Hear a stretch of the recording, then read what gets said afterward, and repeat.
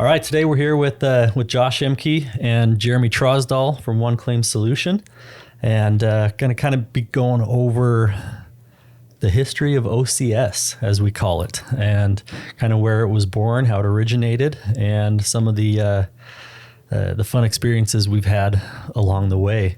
So, like I said, my name is Josh Emke, and Jeremy and I started OCS in January of 2016.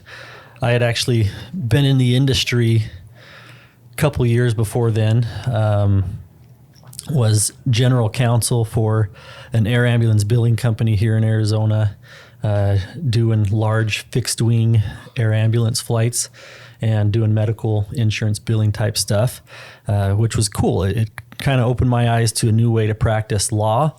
And that is essentially where the concept of OCS, or at least the restoration insurance billing type of concept, came about. And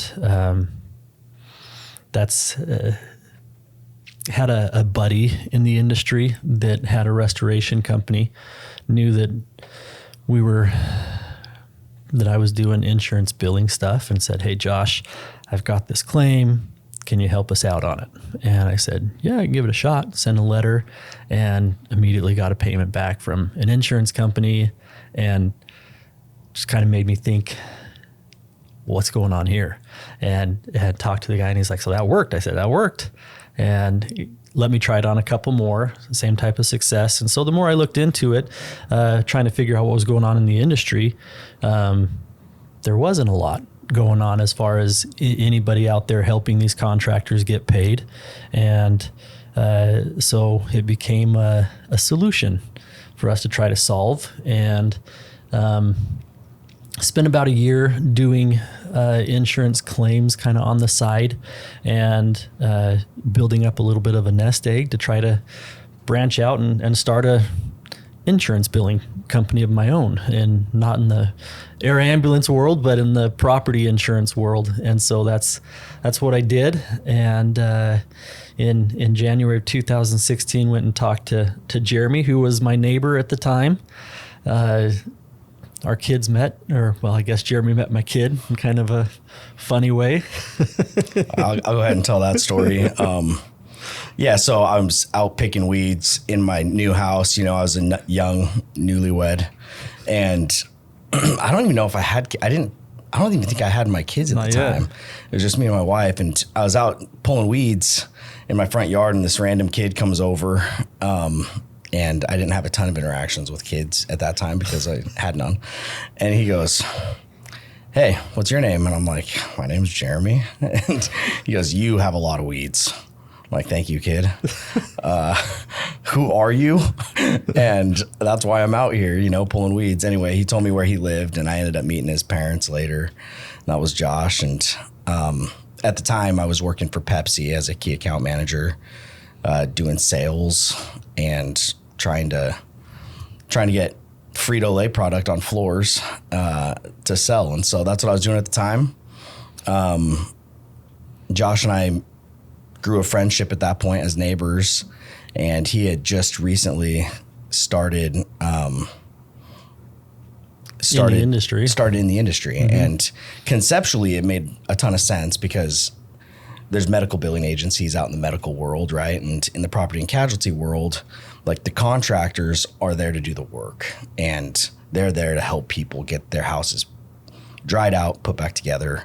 And nobody was there on their behalf to go negotiate their invoices with these profit centers of these insurance carriers, right? And so adjusters are trained. That's all they do. They're desk adjusters. They are trained all day, every day to sit there and work on behalf of the insurance carrier. And the contractors had to not only perform the work, but then had to worry about going and getting paid for that work. And so when you came to me with the concept of, hey, this seems like doctors wouldn't be worrying about getting their own bills paid. They want to just see patients all day. Yeah. And contractors felt similar, just in a different industry, where it's like they need to just go be put in people's houses. They're contractors. Yep. But put people's houses back together, and we'll worry about going and getting you paid. Yeah. And I'd like we said, I'd been doing it for a year and a half, maybe 2 years before this. So the concept was vetted a little bit to where it was like, hey, this is kind of working, and here's some things that we can do to improve on what I've been doing. And super impressed with Jeremy's work ethic, with what he was doing in that certain time of his life, and how quickly he had kind of climbed the ranks at his company. Was super impressed with who he was as a person and that work ethic. And it just made sense to partner up with somebody like that who was out there, grinding every day, trying to do the same thing I was doing.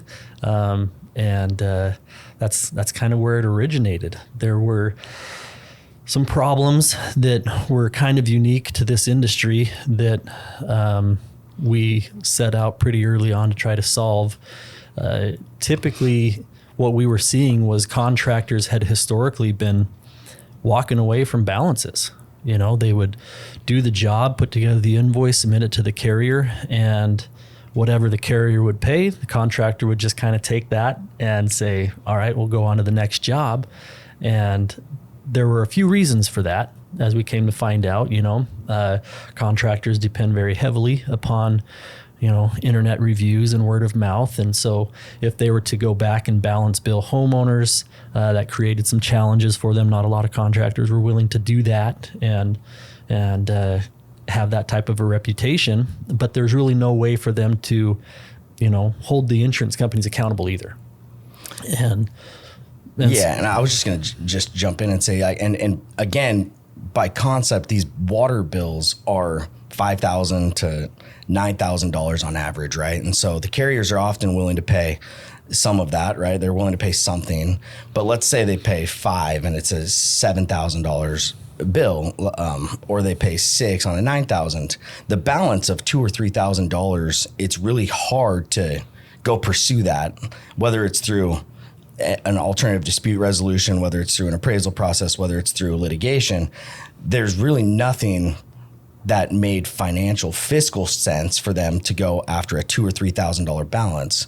Well, if a contractor's doing 10 jobs, 15 jobs a week or a month, then those accumulative balances now become real problematic if you're not willing to go do something about it. And that's a lot of money that you're leaving on the table. And I think in order to get cash flow, because as you said, like the most important thing for these contractors is just cash flow.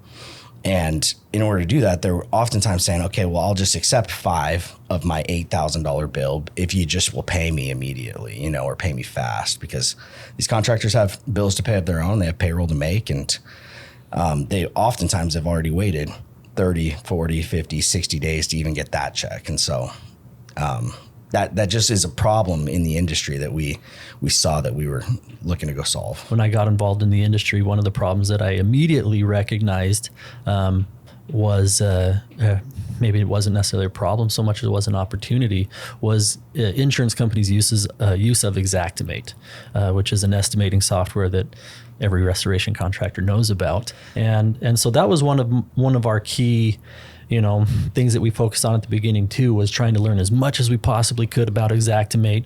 Where are these prices coming from? How are they set? And come to find out it was, Xactimate's a phenomenal tool. It's a fantastic tool to help contractors in the industry, but really that's where it came down to, is that's all it is a tool. And where things were starting to go wrong was insurance companies using this published price list to dictate and control exactly how much a contractor could charge, regardless of the quality of the contractor, regardless of the history or any of the things that contractor does differently than your average Joe that's operating out of a garage. Yeah, so like to just whether or not the contractor runs background checks on their people, whether or not the contractor is IICRC certified, whether or not the contractor is licensed, whether or not Xactimate will say this is what would be paid out on this loss based on the Xactimate published price list. Now, Xactimate, as you know, will just they'll be the first to say that that's not how it's supposed to be used. Of course, it's supposed to be the agreement between the contractor and the homeowner and that pricing structure, because that's the way it's intended to be used. But at the same time, it was at that point being misused oftentimes by insurance carriers or insurance adjusters, saying that this is the only fair and reasonable, or this is the amount that should be paid for this loss. And it just didn't make a ton of sense, because to me, there's contractors who are really, really good at their jobs and do all the things for their employees that they should be doing, that are operating within the regulatory agencies that they're supposed to be operating in. And they were being paid the same amount as somebody who's maybe not doing all of that. That's right. That's right. So these are just a few of the issues or problems, challenges that we saw in this industry. And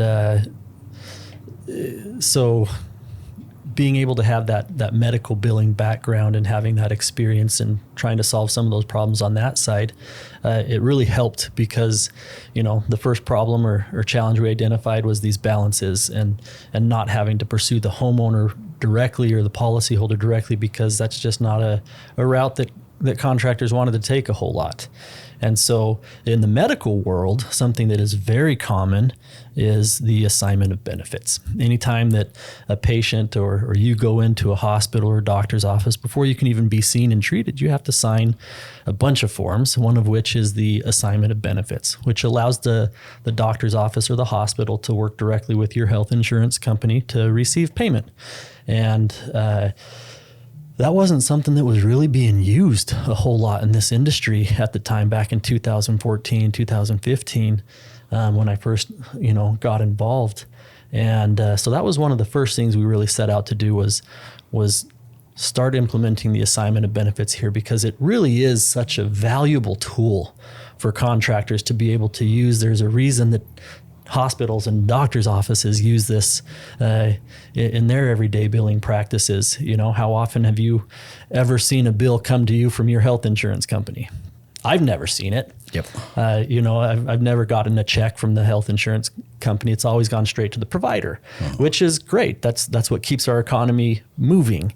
And one of the challenges with that in our industry is homeowners or policyholders receiving the check directly from the insurance company.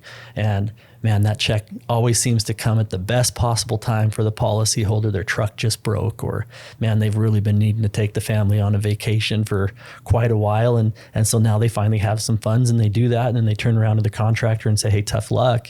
I can make payments, or you can try to come after me. I dare you to. Because I have nothing.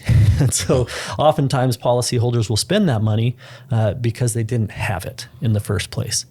And so that was a challenge, was how do we keep that check from going to the policyholder in this industry and make it more similar to what happens in the medical world. Yeah, and I would just add, even I don't even think all of the property owners have ill intent even when they're receiving that check. But sometimes that check comes and it's really ambiguous what it's for, right? Like they misappropriate funds to the to the rebuild part of their claim, right? And so they're like, oh, I get to upgrade my countertop because, man, I got this massive check. And what they didn't realize is that was for the contractor who did the water mitigation work, right? Mm-hmm. Or the emergency service work. And because the carriers don't explain it, to them. And so they could just misappropriate the funds, and it's just easier if the funds are going to the person who performed the services, so. That's right. A lot of those problems are solved when the money just doesn't go to the policyholder to begin with, and it goes to the service provider. That's right. So being able to have that background, we were able to really work hard and fight for the contractors to be able to benefit from the assignment of benefits the same way that medical providers do. Yep. And so that's been something we've been super vigilant about fighting for. Uh-huh. It's a very, very valuable tool, and we've got quite the history in what we've been able to do for contractors over the last 8 years in really helping them implement that assignment. And yeah, one of the first things you did was just diligence the concept legally, right? You're like, hey, this is how it's done over here. Let's see if there's any applicable laws already here in the state we were currently residing. And then we went state by state to find out what the laws were regarding property and casualty insurance assignment of benefits. Mm-hmm. And then obviously throughout the history of OCS, we've been challenged, and the contractors have been challenged on the validity of the assignment. You should speak to at least like the 2018. So that would have been 2 years after we had established our company, and then we had our first challenge against one of the carriers. Yeah, absolutely. So, we talked about the challenge of contractors not wanting to balance bill homeowners, right? And so one of the solutions with that was, well, let's keep the policyholder out of it. With the assignment of benefits, we can keep that argument between the contractor and the insurance company, right? The insurance company's low paying the claim, or maybe they don't understand it, or they're not agreeing with the justifications as to why. And so there's accountability there through the assignment. We're able to go straight back to the carrier and say, hey, we challenge your payment. We don't believe that you paid a fair and reasonable amount on this loss. And one of the early ways that we sought about doing that was through litigation. So we were very heavily involved in litigation in the early stages of OCS, challenging the insurance companies on these partial payments. Very, it was quite time consuming. I think at one point I had over 300 pending lawsuits at one time. And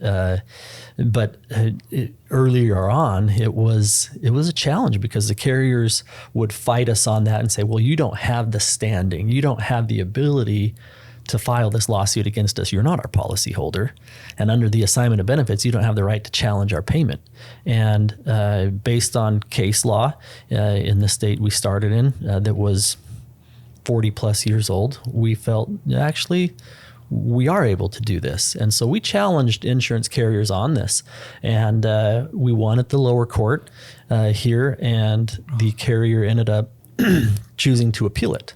So we went to the Court of Appeals on that, and that was a wild ride. And we got a very favorable ruling at the Court of Appeals saying, actually, yes, under the assignment of benefits, the contractor does stand in the shoes of the policyholder. They do have the right to challenge these low payments and to receive a fair payment for what they've done. Really changed the landscape very heavily at that time. It was a huge win for us at OCS, and a lot of different places started kind of jumping on board, different states kind of following suit. And one of the things that we learned through that process too is there tends to be some negative connotation attached to and associated with the assignment of benefits, not just from the carrier side of things, but even contractors sometimes have a negative view of the assignment and what it does, which is tough because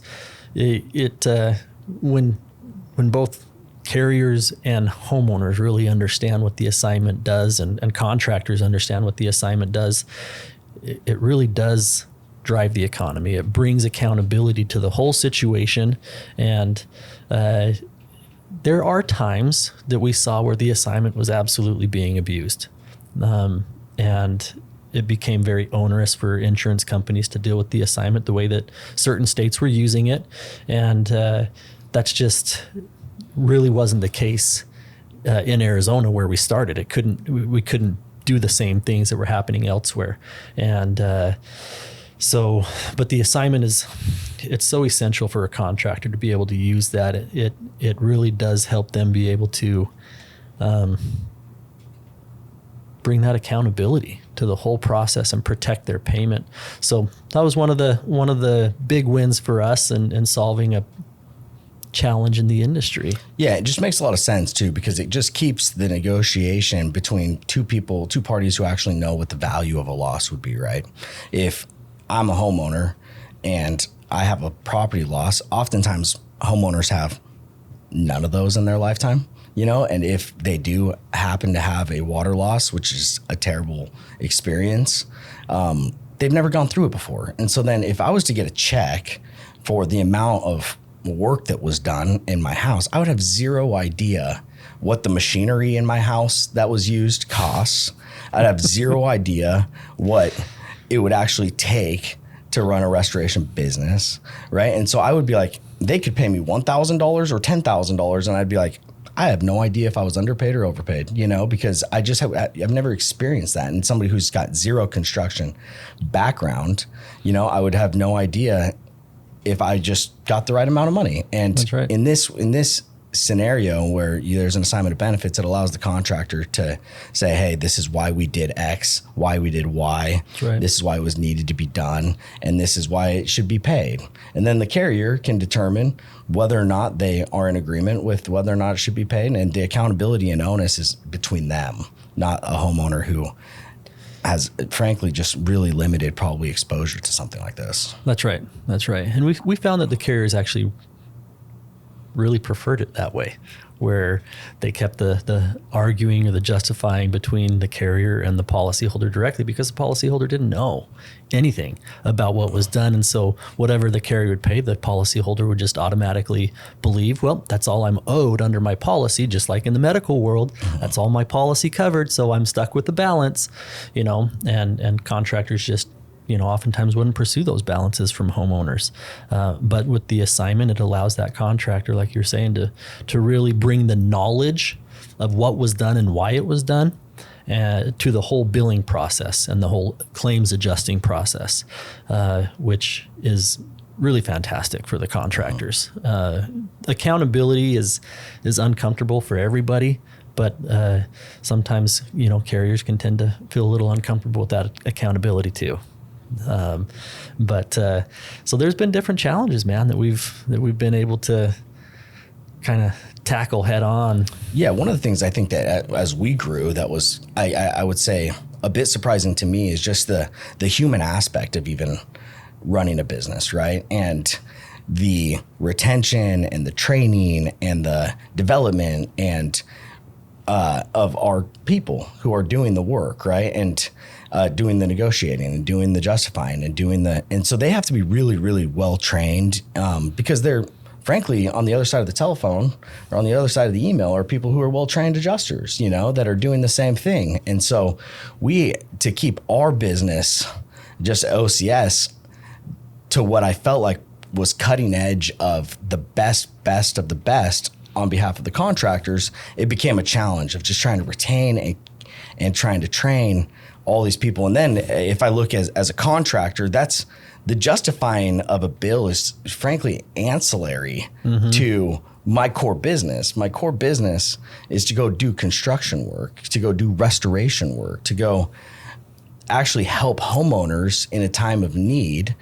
And man, I couldn't even fathom being able to successfully do this whole other side of the business, which is keeping the contract or keeping the carriers, keeping up with the new IICRC S500 every 2 or 3 years when it comes out, to keep all of our negotiators at the top of their game with all of the regulations per state, with the OSHA regulations, with the standards in the S500, with the billing methodologies of the S500. Like if I was a contractor and I had to, it's almost like running two businesses. It's like I've got to run my justifying, negotiating, accounts receivable business, and then I got to run my construction business. Right. And for me, it's challenging enough to just do this one side of the business, to do it well. And to me, it was a no-brainer if I'm a contractor to say, man, if I could just outsource that. For me, what made a lot of sense is being able to outsource that part of the business, where I can know that once I've written my invoice, I can send it off and there will be money coming in. As we said, cash flow is king for these restoration contractors. They can send it to us and they can know that we'll get paid faster, right? We don't have to look at it. We don't have to see it. We know that when it comes in, it'll be faster and it will be for every penny that we should have been owed, or at least to the best of OCS's ability, which is going to just frankly be better than my own internal ability as a contractor to do it. Right. Because I know that if anyone can go get you paid, OCS could go get you paid, because they are going to have a team dedicated not only availability wise, right? Oftentimes these contractors are on a job and maybe they can't talk about a job they did 3 weeks ago on a house because they're working on a current job. But our people are always here. We're always available via telephone and email, and we're just going to be really well trained in all of the justifications and regulatory agencies and regulatory bodies such as OSHA and the IICRC, and we're just going to know per state how to handle those invoices best. That's right. And one of the things you touched on that I think is absolutely imperative is the availability, right? When an adjuster is working on a file, they're working on it right now. They're willing to wrap it up. And so being able to take that call or respond to that email quickly is a huge key to what OCS brings to the table on that end. Is we do have that availability. We are not on our roof. We are not knee deep in muck, trudging through that kind of stuff, trying to dry it out. We're here to be able to handle that insurance side of the work, and that availability is huge to be able to outsource that and outsource it in a way that, like Jeremy, like you said, dude, is you're getting it faster anyways, and oftentimes more of it. And that's key to a contractor's success, to be able to take that on. And that's something that OCS has historically proven to be able to do time and time again for every contractor we've ever built for. Thank you for watching, listening to our podcast. If you have further questions or wanted more information, feel free to visit us at our website. It's at www.oneclaimsolution.com.